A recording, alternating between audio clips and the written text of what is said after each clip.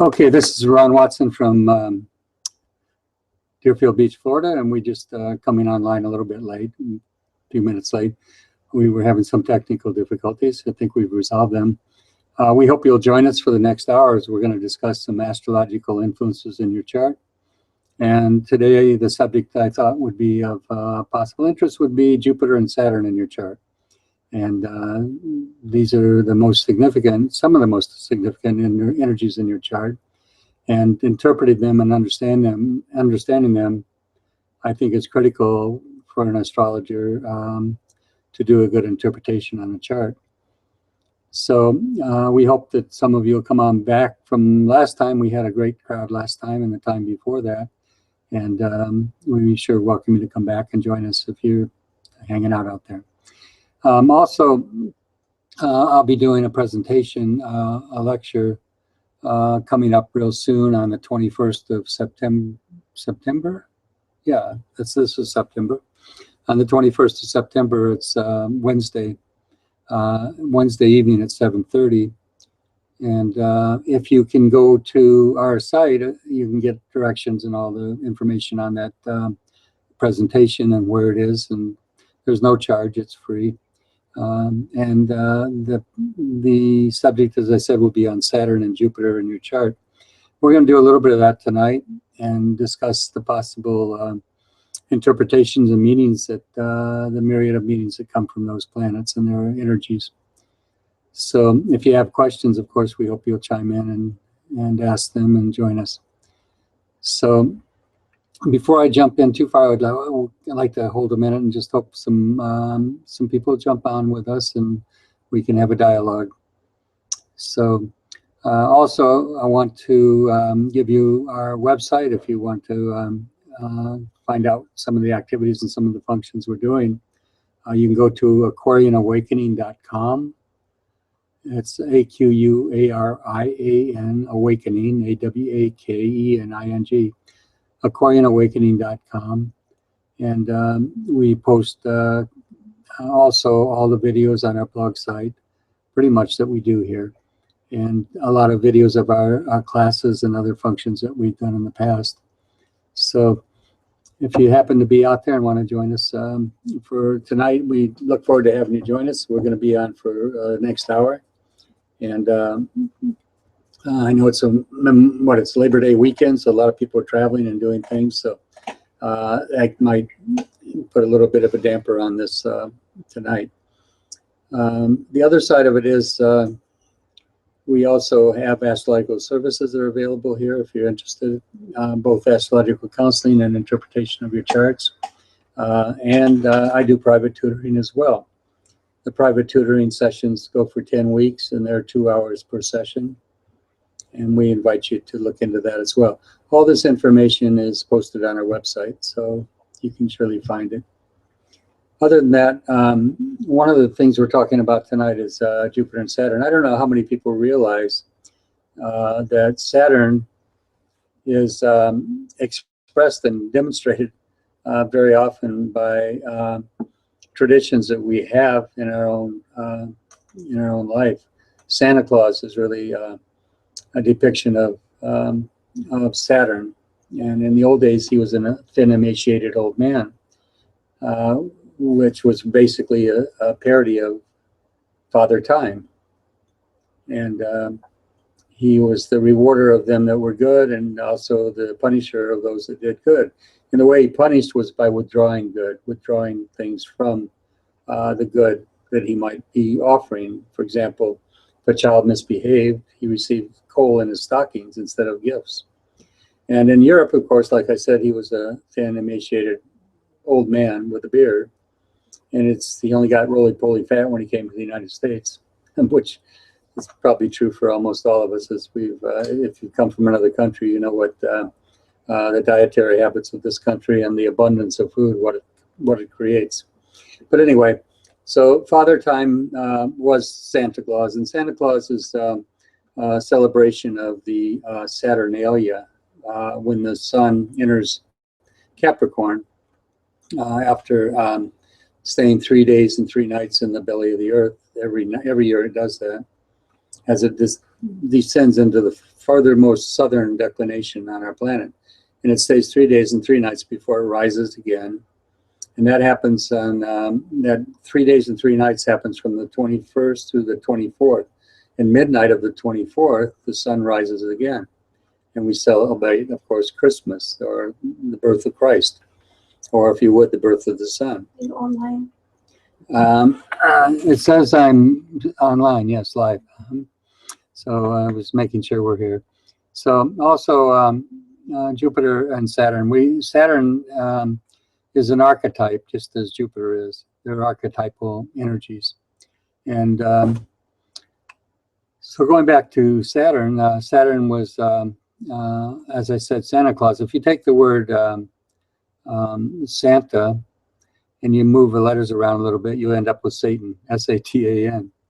And Satan is, of course, a depiction of Saturn in the heavens. The Christians have adopted that planetary messenger, if you would, so-called fallen angel, and used him as their Christianized Chris would like to ask a question. Tell to him from Greece. He says, if I may ask the first question, sir, are you ready for answers? Previous, thanks for joining us tonight. We're happy to have you back. My wife mentioned that you had a question for us, so I'd love to hear it. So Panchavila, Messenger Panchavila is there. Panchavila is back again. Yes. My gosh, guys, thanks so much for joining us. 3 will make a crowd. So hopefully more people will come on board with us, but it's great to have you guys back. You're real loyal listeners, and really appreciate your presence here. So let's, what's your question, Aprilius? What is your question? And I can't hear you, so Elena's going to have to read it to me if you're posting it. If you're not ready for that, we can keep moving. So Saturn was Satan, the devil, the serpent. All that energy is Saturn. And Saturn in your chart represents your karmic debt. What you've sown, you will reap. That's the Grim Reaper. That's who Saturn is. He's the Grim Reaper, which has always been depicted with the sky, which Reaper, the reaping. And so in your chart, this is symbolic of what you must reap in this life. And I know, for example, I have Saturn in my 4th house. Your 4th house rules your early childhood and your home. And I had a pretty bad one. A lot of abuse, placed in boarding homes till I was 9 years old. A pretty unhappy childhood, and home life was pretty much a lot of deprivation, even starvation in some points, as people abused us and misused us for money and social services. Question: what is the deeper meaning on having planets on early degrees in sign, and what is the deeper meaning having them in later degrees, Aprilius? Aprilius, that question would have no meaning for me. I don't look at the early degrees of a sign as being significant, or the latter parts of a sign being significant. I look at aspects in the chart. I look at the relationship of the planets to one another, and also their house position. But as far as first degrees of a sign or last degrees of a sign, I don't find that significant. I'm not saying it isn't, but for me, it hasn't been over many years of study. I don't believe that whether it's there are some interesting things though around certain signs. For example, 24 degrees Scorpio and 29 degrees Scorpio. There are certain fixed stars that are said to be quite evil and quite bad. And sometimes I find planets at those degrees, 24 degrees of Scorpio and 29 degrees of Scorpio, can indicate sometimes negative things. And but as far as having them in a first of a sign or last, I don't say that's significant. The Messenger Panchavila, I don't know my ascendant sign yet. It's not on my birth certificate. However, I have a Saturn in Leo and Jupiter in Cancer. Okay, so Pancha-vila, we have what? We have Saturn in Leo. And Jupiter in Cancer. And Jupiter in Cancer. Jupiter is a powerful planet to be in Cancer. It's one of the best places it can be. It's exalted in that sign. Works very well. And in fact, 19 degrees of Cancer is said to be exaltation point of Cancer. And so its exact degree, if it's there, it's even more powerful. What this gives is a highly compassionate, emotional, compassionate, healing quality to your life. You should have a great ability to touch others and heal through just the touch, the communication of your hands, your touch. Cancer and the moon sign Cancer is a sign of feeling and touch. And Jupiter is the healer. Jupiter is Jesus. Jesus, Jesus. Okay, that's what Jupiter is. So in a chart, when you look at Jupiter, you're looking at the power of healing. You're looking at the power of forecasting and foreseeing things. It rules Sagittarius, and what's the key word of Sagittarius? It's I see. And Sagittarius is a sign of the seers, okay? So we talk about somebody that has vision and foresight. This is very much Jupiter's energy. I would still like to stick to the format, which was Saturn and Jupiter in your chart. So he said that his Saturn is in Leo. Would you comment on that? Yeah, your Saturn's in Leo, and we've just discussed Jupiter in your chart in Cancer, which I hope it hit home for you, because it really is, depending on its aspects in the chart, it tells us a lot. Saturn in your chart is the opposite of Jupiter. It's Jupiter's optimism and faith. It can be foolhardy in terms of really being over-optimistic, if you would. Jupiter can be. Saturn is pessimism. And Saturn is the limitations of life. It's the things that require us to be very calculated about. The word calculus and calculating and all that, it all relates to Saturn. Father Time, the measure of all things. And so Saturn in Leo, again, since we don't have your whole chart, I'm not looking at your whole chart. I can't read an entire interpretation on that Saturn position. I can tell you that it's in Leo. It generally brings karma and responsibility to your life, very often through a child or children. It can be a child out of wedlock. It can be a child in a relationship of some kind that brings some responsibility and duty and obligation to you. But again, I have to say, I don't know what it's doing in terms of aspects in the chart. Is it getting a lot of stress aspects and a lot of crises indicators in your chart of squares, oppositions, things of that nature? If it is, then generally there's a cross to bear in regard to those kind of issues. Liz has a question. Before I like to get some feedback on some of this, because I can keep going on and answering other people's questions. Yes. But it would be nice to hear back from the people that I'm reading for and giving them my interpretation in terms of knowing whether or not these are striking any chords with you. And if so, we can also, the ideal thing is to look at the whole chart, to look at the entire chart and the aspects that are in it. Since I haven't got that here, I just have you telling me that your Saturn's in Leo, or that your Jupiter's in Cancer. So after I do these little quick interpretations, give me some feedback. It might help. Posted it. Okay, what is the post? Your feedback, please, Panchavila. Okay. Aprilius has a question. So Ron, does it really matter if I use whole sign houses system to make my chart simple, like the ancient Greeks? Do you know? I think that, there's times when I prefer, it's called the equal house system, I think is what you mean. The equal house system, which, every division of the 12 houses is equal. They're all the same. There's no distortion, if you would, caused by the planet's relationship to the Earth and the Earth's shape. If you're born in a northern latitude or a deep southern latitude, you're going to have a distortion of the planets that is reflected in the Placidus and the Koch and other systems, the Regimentus, whatever system they're using. These were systems that took into consideration the ellipsoid shape of the Earth, and it's the way things are viewed from the heavens. If you're born in a high latitude or low latitude, very low, you could have 2 or 3 intercepted signs, all of them crunched up into one place.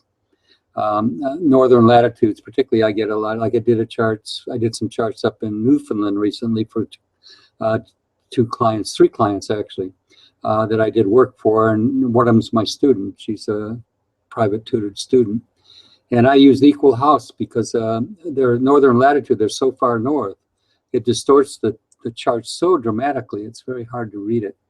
So I use what we call equal house system, and which I think you referred to as the whole house system. I believe that's what you're referring to. Whole sign, meaning the whole sign is a house. Yeah, the whole sign's a house. It's called equal house, and so that system I prefer it in high latitudes, low latitudes. I prefer the Koch system or the Placidus system for the typical charts that I do. And I generally approach that, unless it's like I mentioned, a very high latitudinal chart.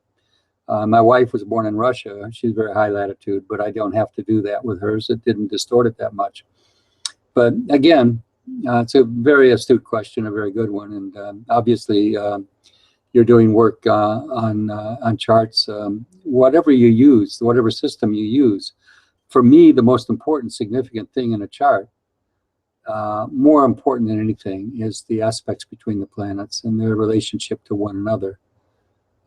That's where the real astrology and astrological readings, I think, come to bear.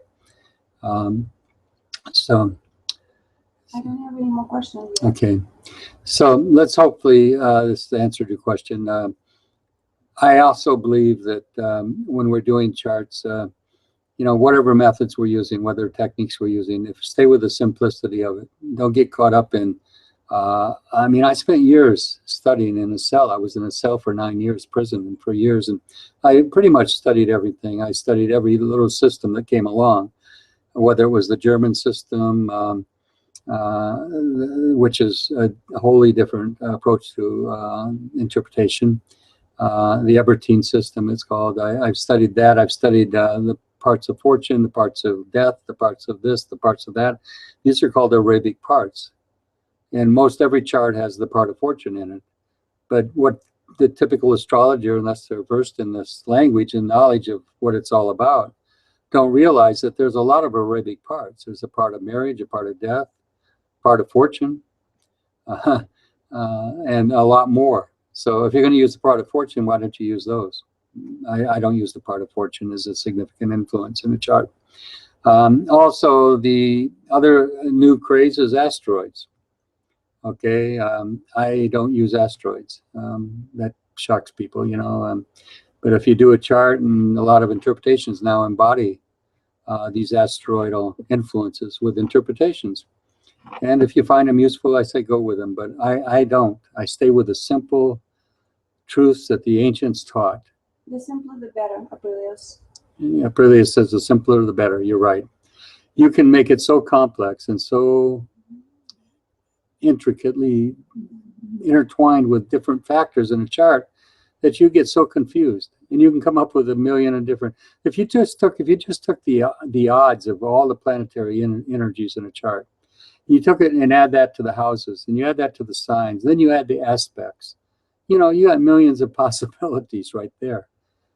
Why confuse yourself with all this other stuff? It's only going to take you on a path that I believe is going to lead you down a path that's not very productive.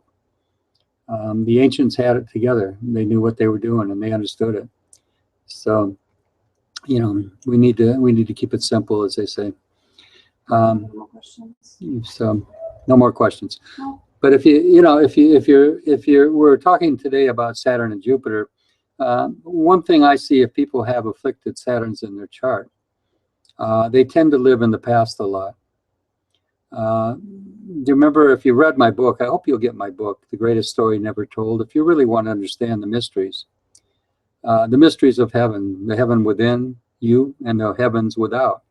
If you really, really, truly want to understand the mysteries of heaven, and astrology and mythology and psychology and oh my gosh, so much more, read my book, The Greatest Story Never Told. You can get it on Amazon. You can get it as a Kindle reader, have it shipped to you electronically. You don't even have to have the book itself. But I can guarantee you it'll open your eyes to the deeper, subtler truths of not only Christianity and its message and what they've been trying to distort, and how they've taken this knowledge and used it to their own, oftentimes, monetary advantage. But it will give you some insights into the psychology of astrology that you'll never get anywhere else. So again, when I see people with Saturn afflictions, Saturn is Satan, the devil, the serpent. Peter was symbolic of Saturn in the Bible. Christ said to Peter, "Get behind me, Satan." He called him Satan. Why do you think he did that? Because Peter represents the rock. Peter means rock. What does Saturn rule? Rocks, crystals, and minerals. Peter is all that symbolisms. Peter rules your lower self. What does a man describe his lower body with? His lower being with? Peter. Think that's a coincidence? No. How about this? Peter, when the cock crows thrice, thou shalt deny me 3 times. What else do we refer to besides Peter? How about cock? And how about the vulgar term, I got my rocks? What do you think that's all about? That's all the energy of Peter. It's the creative drive. It's the generative act of the sexual energy. That it's also called the serpent energy. That if it's raised up on the staff of the spine, is called Kundalini. And that's the serpent force raised up on the staff, which Moses did in the desert, if you remember the story. It said Moses raised up the serpent on the staff for the healing of the nation. So when you raise up that energy, you're literally raising up that healing power within you, because it's a regenerative power. If you use it for a child, it's a generation. Okay? So I have 5 children I've generated. Okay? That's the generation, the generative fact. Okay? If I misuse it, it's called degenerative. I can degenerate. Question. And then I can use it for higher energy, and that's called regeneration. But that's all Saturn energy. Somebody has a question, yes? Aquarius, in the whole sign house, Jupiter is located in the 3rd in Taurus, with no hard aspects. Only a sextile for Mars in the 1st. Any thoughts on this combination?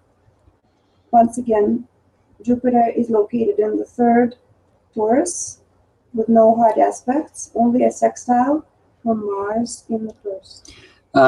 That's a good aspect to Mars. Mars gives a lot of energy to Jupiterian energies. It also, in Taurus, Jupiter in Taurus generally gives knowledge and wisdom about material things, money matters, property, things, anything to do with accumulating wealth. It can give good fortune in those areas. It also, it's in the 3rd house. So you could very well be a financial advisor as well, somebody that helps others achieve financial freedom in their life. Jupiter is always seeking to have and find optimistic and opportune choices in life. It's a planet of good fortune, but the fortune often comes from some risk-taking, but the most important part of Jupiter is optimism. It's a great faith in one's resources and the ability to accumulate resources. Jupiter has that very strong in a chart. So it's also, Jupiter's a teacher, it's a counselor. And as I mentioned earlier, it's the healer. So it's making good aspect to Mars.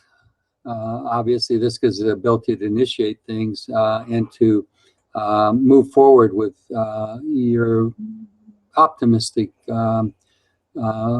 future-oriented directions in your life. Mars gives impetus to things. and it doesn't allow you to sit back on your laurels, so to speak. It constantly driving you, and in your case, it's a sex house, so it's a positive drive to achieve and to accomplish good things in life. And so, again, you said it's in the third house. Mm-hmm. I also, usually when third house rules brothers and sisters, so could be somebody in your family that's pretty well established and well off, that has achieved good fortune in their own life. So again, we haven't seen the whole chart. I haven't seen everything in it. So, but from that simple description, I can see some things. So if that fits you, give me a feedback, let me know. So we're talking again about Saturn. I'll continue, and if we get more questions, I'll stop and answer those questions. The important thing about Saturn is, as I said, is Christ said to Peter, "Get behind me, Satan." And Peter represented that energy. He said, "I'm not worthy to be crucified as my Savior. Crucify me upside down." That's where the upside down pinnacle came from, which is the so-called satanic symbol, which has the goat's head in it, because that's Capricorn, the goat. Okay, Capricorn's ruled by what? Saturn. Okay, so it symbolizes satanic energy. Okay, Peter was crucified upside down. If you turn that symbol of the five-pointed star, which is a symbol of the Christ, upright, if you reverse it, you've got Peter's symbol, okay, which is I'm not worthy to be crucified. And what is Saturn always saying? I am not.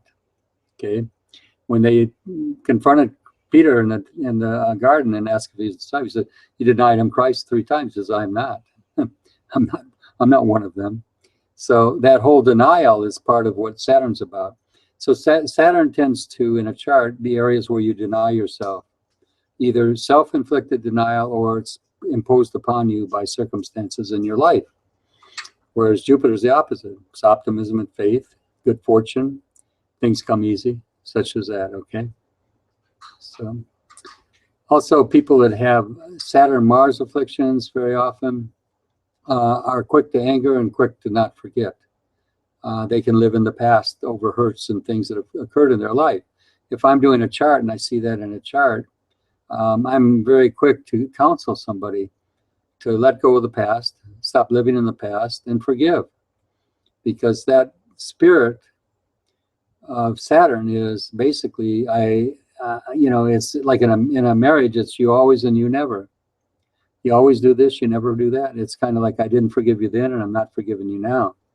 Whereas Mars maintains its anger and it comes to the surface very easy.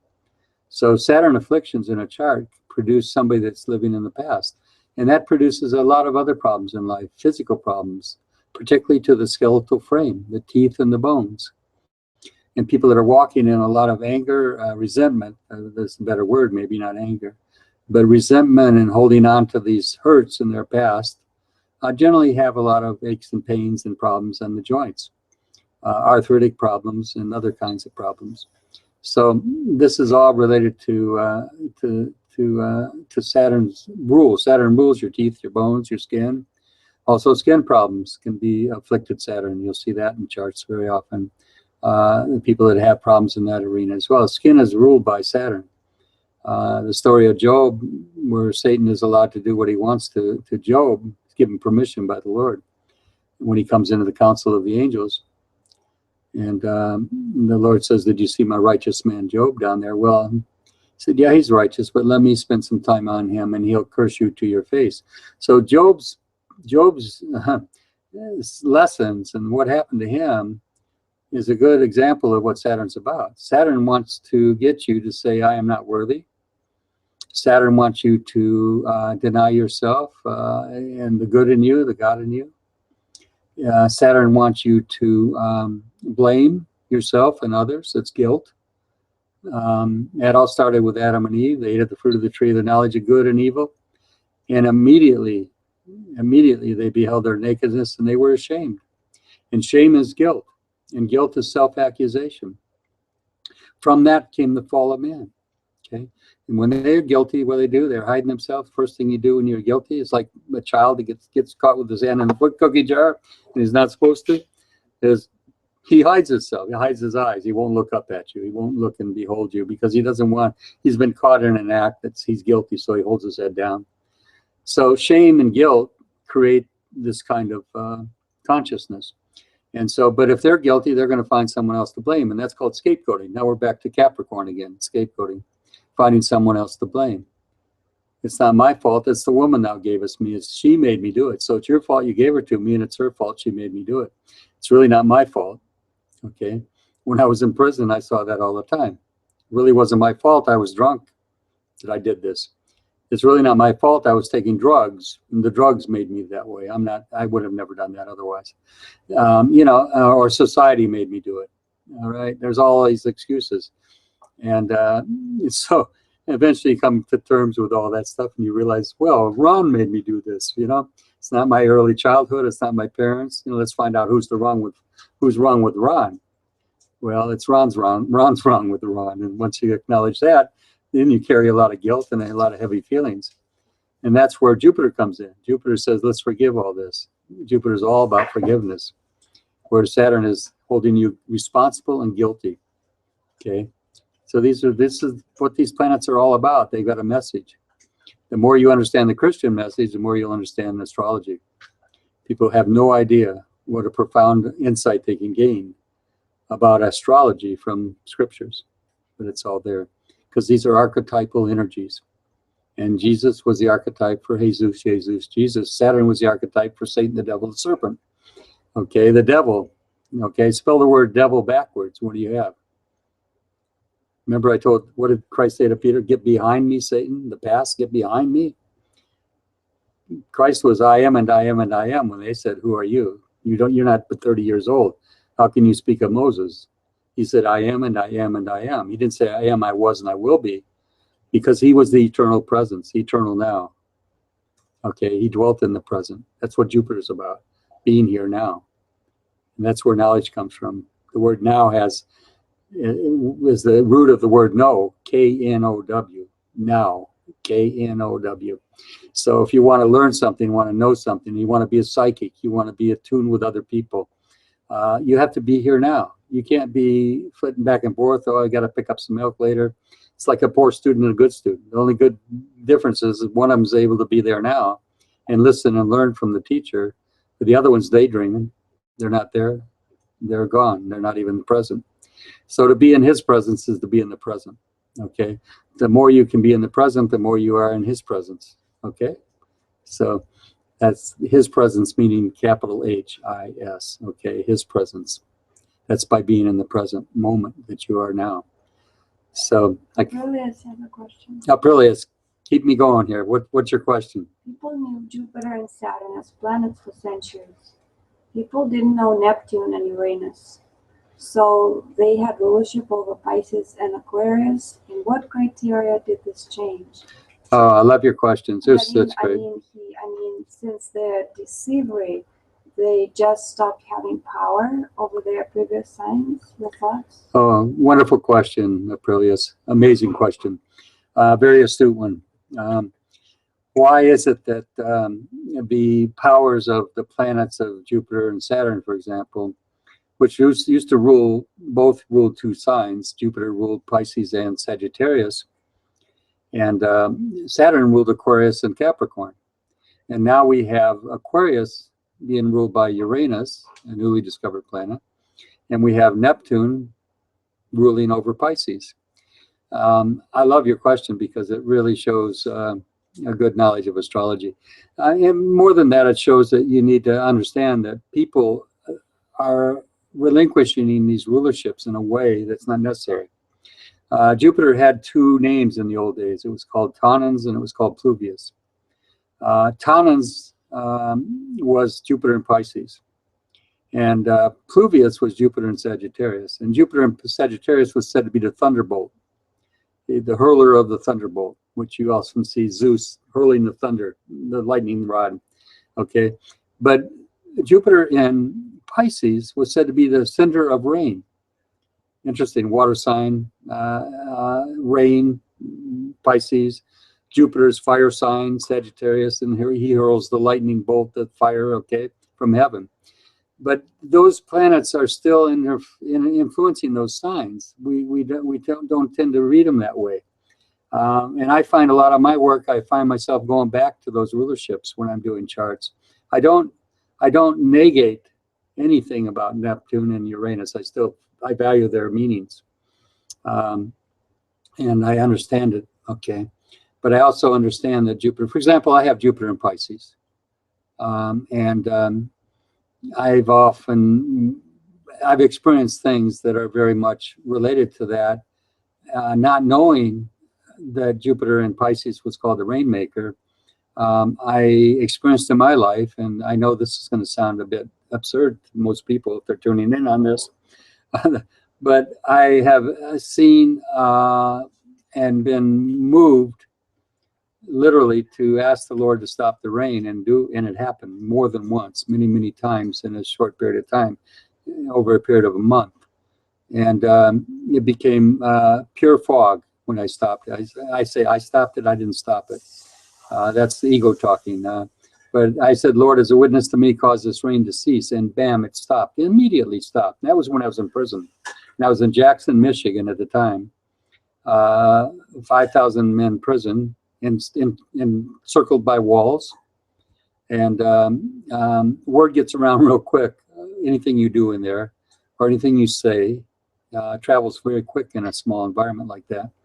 So the word kind of got out that, that this was happening.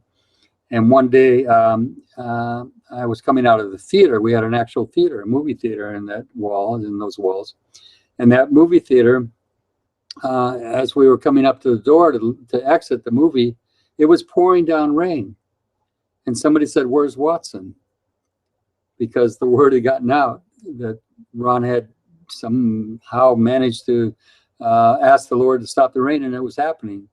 And it happened many times prior to this. So anyway, to make the long and the short of it, I walked out in front of this group of inmates that were standing at the door wanting to leave. And I said, Lord, as an additional witness to me, cause this rain to cease. And it stopped instantly. And it turned to a heavy fog. Every time I would do that, it would turn to a heavy fog. It was like it had to do something, that water in the air, but it just literally turned to fog.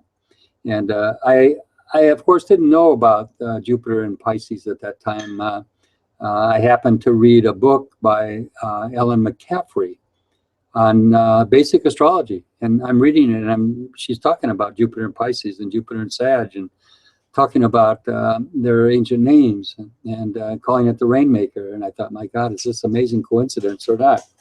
So I'm sharing that as a very personal thing. I don't usually talk about that experience, but it's something that I recognize that we have in ourselves, these archetypal powers, and we don't often know it.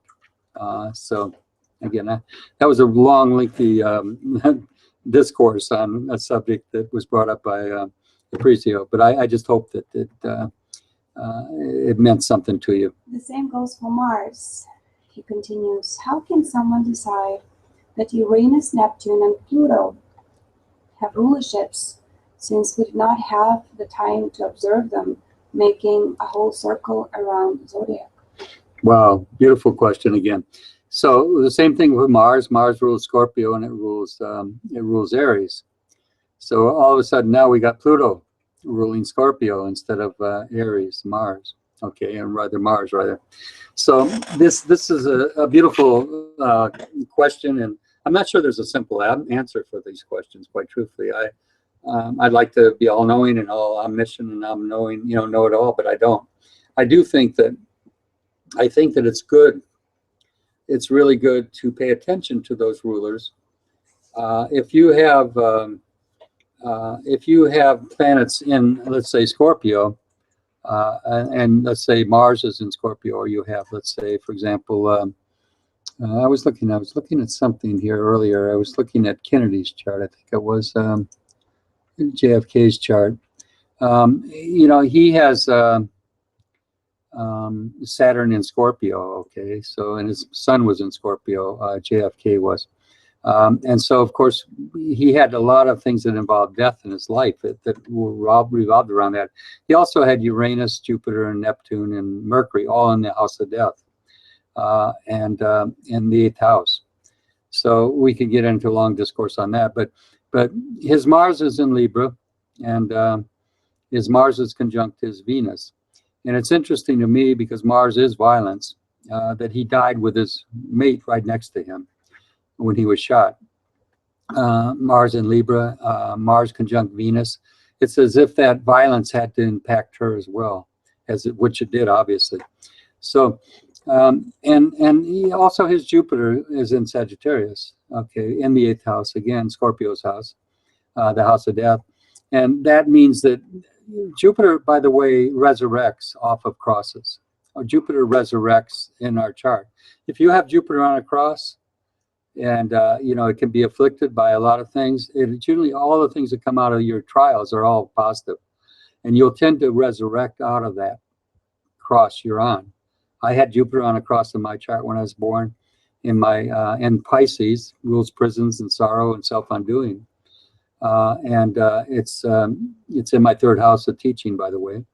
But all of the knowledge and all of the wisdom that was granted me in those years of imprisonment came from that Jupiter in Pisces on a cross, being crucified, if you would, on a cross with my moon, Neptune, and Venus. But the reason I bring that subject up is that, for example, in John F. Kennedy's chart, he's got Jupiter in Sagittarius, very powerful, the lightning bolt, again, the thunderbolt, but it's in the house of death, which means he lives on even after his death. His legacy, his life is not going to end. As long as there's, you know, we're looking for martyrs, he's going to always be a martyr to us. He's going to be somebody that will still shine even after death. And that's what Jupiter is about. Jupiter doesn't get crucified too easily. It doesn't get put down very easily because it always comes back. It resurrects. And if you know the power of Jupiter in your chart, and you know how to use it, you can do miracles. But you need to read my book if you want to know how to exercise that energy. If you want to see how to work miracles, read my book. I know that sounds like a hustle. You know, get my book, get my book, get my book. But I promise you, you know, the book's had all 5-star reviews on Amazon. I think one person did a 1-star review. And I'm sure they were a fundamental Christian and they found it very threatening. But almost every person who read it was awestruck by the message because it changed their life, okay? And that's what the book can do for you. Again, the greatest story never told by yours truly. 6 people are watching now. So 6 people are watching. Looks like we've got a crowd now. Yeah. April. The question from the messenger Panchavila. Panchavila, glad to have you. Let's get back. How long does Saturn hold karma over oneself? Wow, beautiful question. Panchavila. How long does karma, the karmic debt of Saturn hold over you when you got an aspect in your chart or something in a chart? My answer is that it only has this hold on you as long as you don't understand and how to free yourself from that karma. You see, what you sow, you reap. We know that. And the reaper exacts the law. In other words, the scripture says you must pay to the last jot and tittle. In other words, you're going to pay for the misdeeds in your life, okay? And your past lives, I believe, okay? That's a lot of this karma is not just this life. But what I believe about it is that there's a way out of it. And that's what my book teaches. There's a way to break free from the curse of the law. There's a scripture says that Christ came to free us from the curse of the law, okay?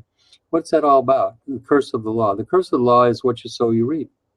And when you have these things that are needing to be, if you would, the debts need to be paid, that debt can get freed if you understand the power of love and forgiveness.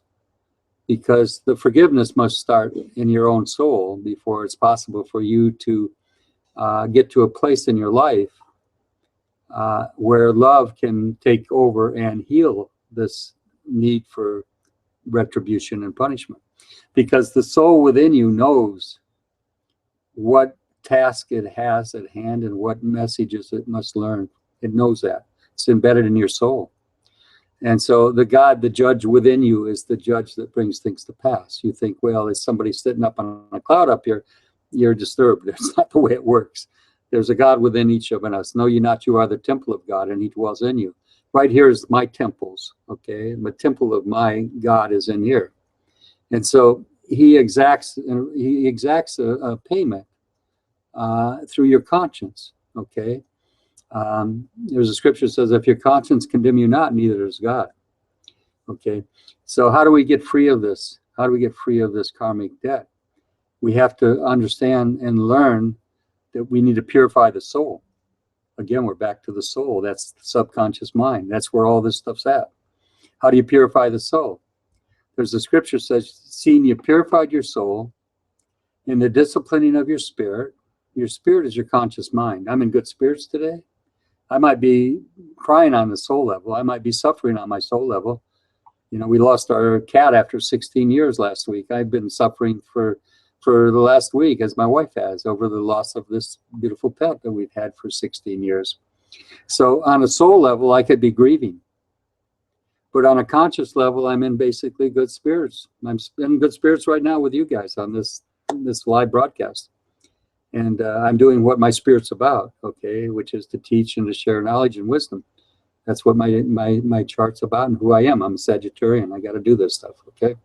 So scripture says, seeing you purified your spirit, seeing you purified your soul in the disciplining of your spirit, your conscious mind, in the unfeigned love of your brother.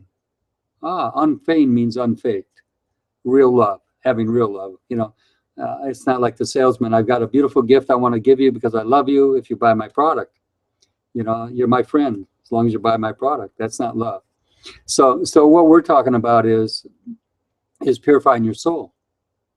And that's how you bring about the curation of these symptoms of debt and karma, is by purification of your soul. A good reflection of your the quality of your soul, quite frankly, in a man's life, is the quality of his woman. The woman often reflects your soul. Okay, she's very often a pure reflection of your soul, and consciously you are, in a sense, a reflection to her conscious mind and her will. But that's another subject. If you want to look at the tape, the series I have on our site, Aquarian Awakening, go there. There's something you can listen to called The Mystical Marriage. It's about relationships. I'll post it here. Elena's she's going to post all that for you. April's has a comment. I'm interested in every kind of astrology, evolutionary astrology, classical astrology, evangelic astrology.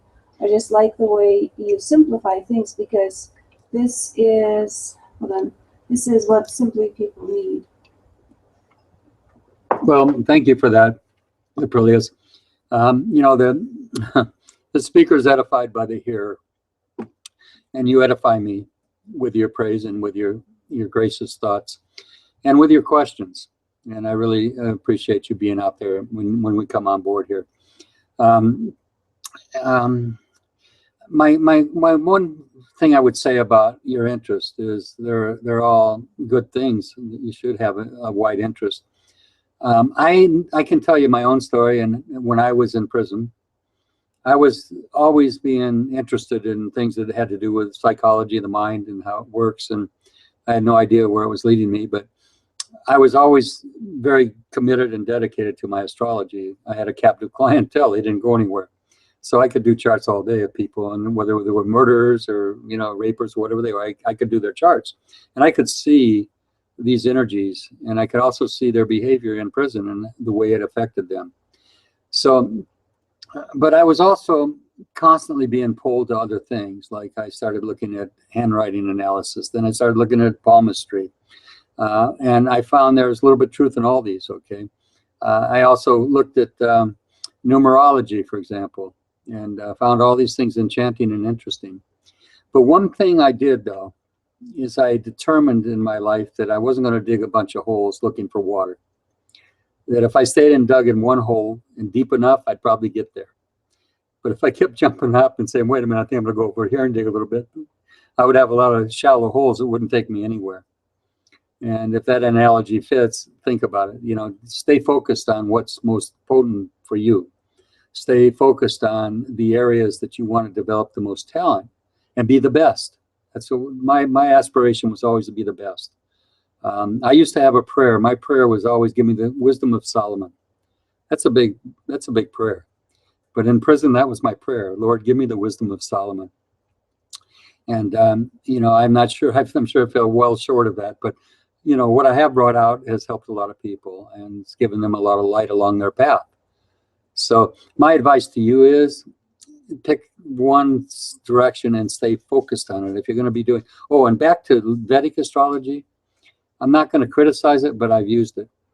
I've worked, as I said, I've tried every system. You know, I've tried the sidereal astrology, and I stay with the tropical because that's what the ancients used, most all of them. If you go back to Ptolemy, 6 centuries before Christ, he was talking about this particular kind of astrology. So, you know, you go to India, they'll use a different astrology. They'll use constellational stuff, and they'll use, but stay with this. And that's my advice. I'm not telling you what to do, but you're going to find it works, okay? And more importantly, learn to read the inner aspects of a chart.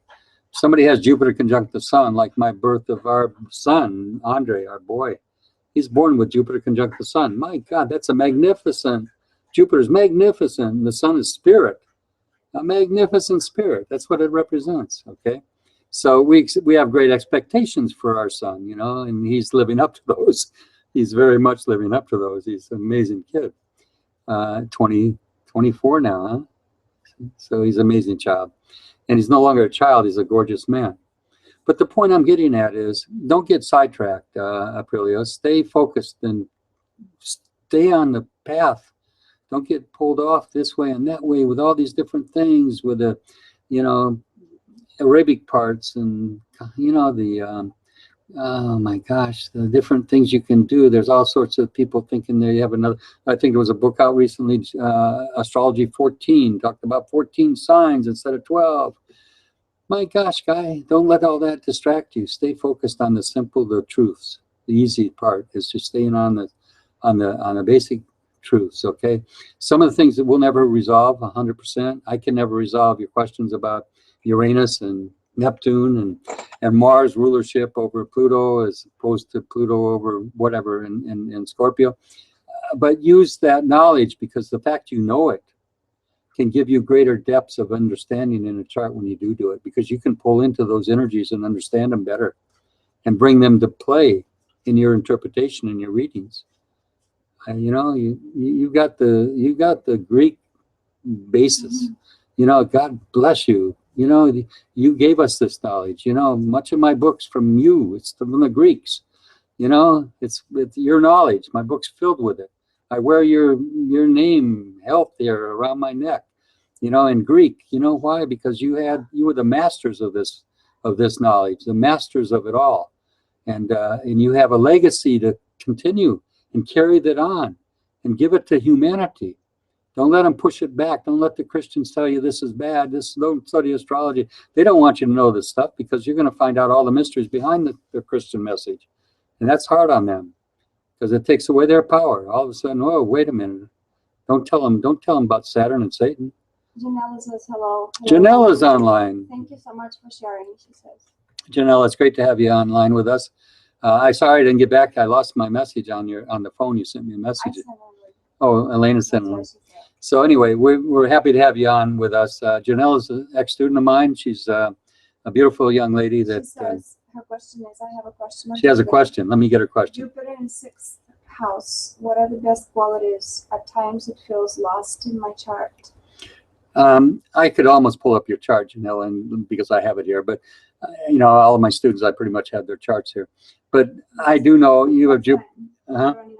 Okay.